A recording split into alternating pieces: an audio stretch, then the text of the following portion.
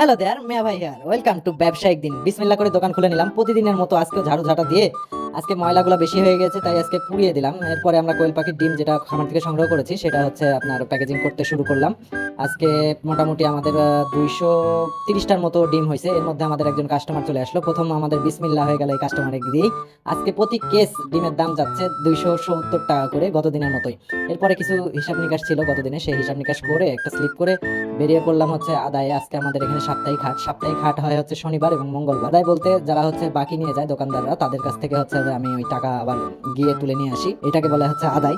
তো দুই দোকানে আদায় ছিল, দুই দোকানে আদায় করার পরে হচ্ছে আমার দোকানে লাইট অনেক কম, এই কারণে একটা লাইট নিলাম হচ্ছে গোল্ডেন কালার, যাতে ডিমের কালারগুলো আরো সুন্দর দেখা যায়।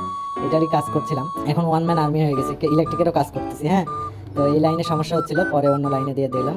দেখেন তো এই লাইনে কেমন লাগতেছে, লাইটটা কেমন লাগতেছে একটু কমেন্ট করে জানাবেন। এরপরে সন্ধ্যার পরে আমাদের সবচেয়ে বড় এবং সবচেয়ে সম্মানী কাস্টমার, এবং এটার জন্য আমি আলহামদুলিল্লাহ যে আমি এই দারুল হুদা মাদ্রাসায় হচ্ছে ডিম দেওয়ার মতো সৌভাগ্য করতে পারছি।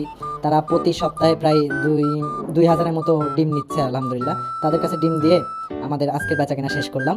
আজকে আমরা মোটামুটি 50 কেসের মতো বিক্রি করেছি, এবং আগেই আমি বলেছি যে প্রতি কেস ডিমের দাম ধরা হয়েছে 270 টাকা। তো আপনারা হিসাব করে বলতে পারেন যে কত টাকা আজকের দিনে আমি সেল করেছি। দেখা হচ্ছে আগামী কোনো ভিডিওতে। আসসালামু আলাইকুম।